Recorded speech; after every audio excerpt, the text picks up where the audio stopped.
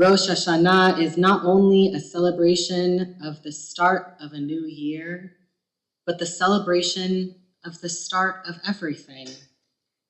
In our special prayers for Rosh Hashanah, we say, "Today the world was born."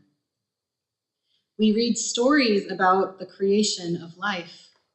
We read about God telling Sarah that she will have a child in her old age, and a year later, Isaac is born. We read about Hannah, who prays to God for a child, and her prayers come true with the birth of Samuel. We remember not only the creation of the world, but the creation of our ancestors. Each of us has our own story of how we came to be. For some of us, like Isaac or Samuel, our stories begin at birth. For others, the pivotal points come later. Jacob may share that his creation story occurred when he wrestled with an angel, and he was given the new name Israel. Abraham may share that his creation story occurred when God spoke to him, changing his name from Abram to Abraham and setting him on a journey to a new land with a new destiny. Like many of you, I have had many beginnings, many pivotal points that led me to who I am today. In one of my beginnings, I found myself in a doctor's office. The doctor peered at me from behind a clipboard.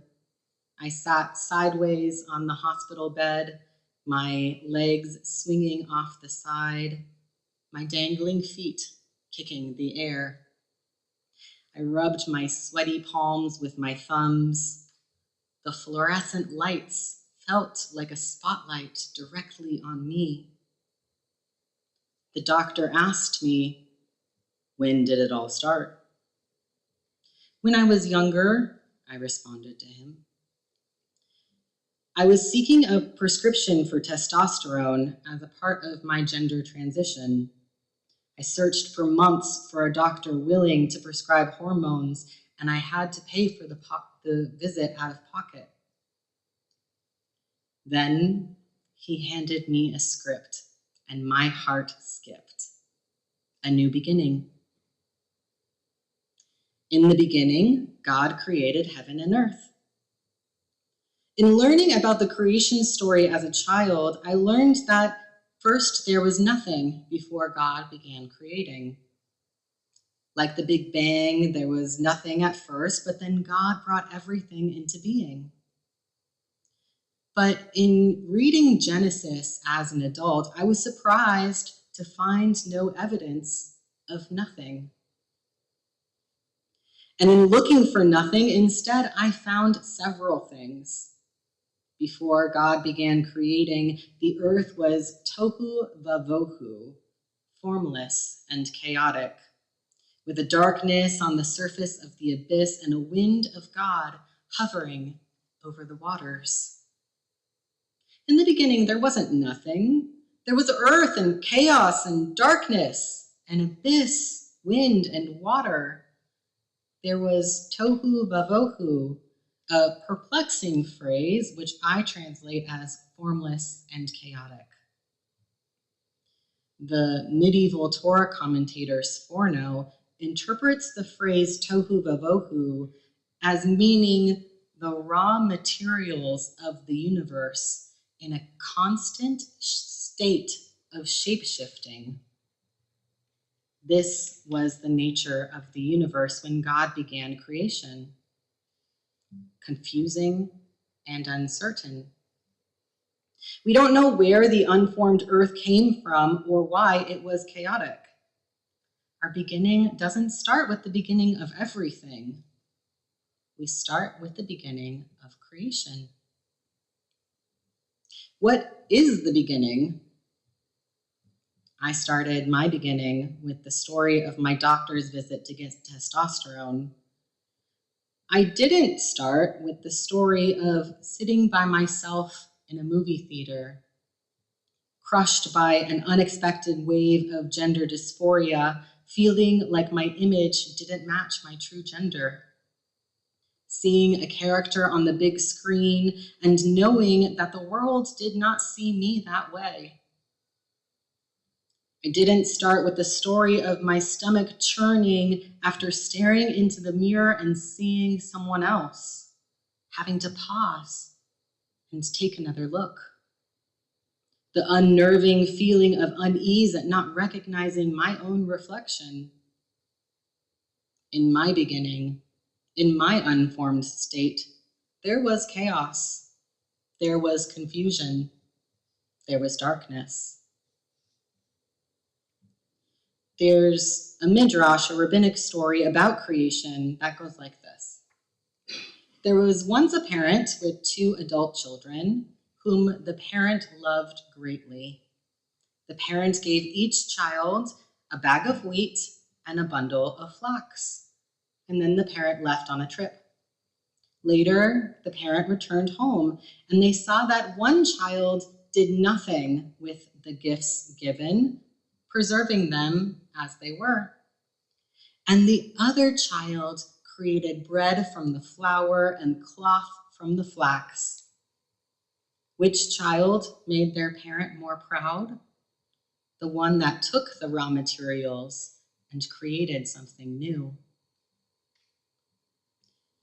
In this parable, the parent represents God and the children represent all of humanity. And while some people may think that we are to leave God's gifts unchanged, this parable teaches us that God is proud of our creations. Human creation is good. Combined with the story in Genesis, this parable's message is even stronger. In Genesis 1:27, we learn that humans are created b'tselem Elohim, in the image of God. But what exactly does it mean to be made in the image of God? All we know at this point in the Torah is that God is a creator. Therefore, I believe that to be made in the image of God is to be made to be creators, like God is creator. Rav Soloveitchik and Martin Buber, 2 of the foremost modern Jewish philosophers, agree that b'tselem Elohim specifically refers to humanity's ability to create. Soloveitchik says, it's not enough to be able to create. We must take an active role in creation. Any act of creation brings us closer to God, but the best creation is the creation of self. Likewise, Buber writes that our task in life is the lifelong journey of becoming. We are not meant to simply be ourselves, preserving the raw materials like the child with the flax and the wheat. We are meant to become ourselves, creating like God creates, transforming ourselves into something greater. We don't know how long the earth was tohu vabohu, unformed, clothed in chaos, dressed in darkness, but we know that amidst the chaos, God shapes and forms and creates. And after every creation that God makes, God says, Ki tov, it is good. But after God creates human beings, God says, Tov me'od, it is very good. To apply these verses to ourselves, when we create externally, when we build houses or bake bread, Ki tov, it is good. But when we create ourselves, when we engage in the principle of becoming, Tov me'od, it is very good. This is not just a story about how our world came into being, it is a metaphor for our own lives. God has given each of us our own tohu vavohu, raw materials, chaotic and unformed, which we can then transform into something complex and beautiful. By creating ourselves, we are not forsaking what God has given us or claiming that God has made a mistake with us. We are affirming that it is our responsibility to partner with God in the holy act of creation. And our work is not done. Creation is not just about firsts. It can happen every day. Every time we make the decision to become ourselves, we are engaging in a sacred act. As it says in our morning prayer, Yotzar Or, Uv tuvo mechadesh b'chol yom tamid ma'aseh v'reishit. In God's goodness, God renews the act of creation every day. Creation is not limited to the past. It is our present and our future. Lest we think that creating ourselves is selfish, we never know how the act of becoming can help others. A number of years ago, as I finished leading Shabbat services, I was approached by a woman and her young son. I had never seen them before.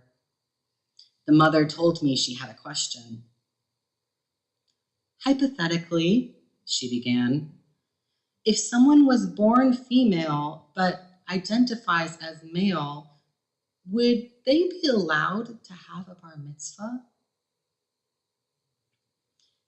I admit I spoke before thinking and I blurted out, "You don't know I'm trans?" The mom's mouth dropped and her little boy's eyes lit up as if he couldn't believe what he was hearing. "Look, sweetie," the mother exclaimed. "The rabbi is just like you." We never know how we might change the world simply by becoming ourselves. Within each and every one of us is an entire world. Parts of us still tohu vavohu, chaotic and unfinished, in flux, yet full of possibility. As we celebrate creation, let us remember that it is never too late to engage in the holy act of creating ourselves. Each day is a new opportunity. Unlike God, our work will not be finished in a week. The process may feel never-ending.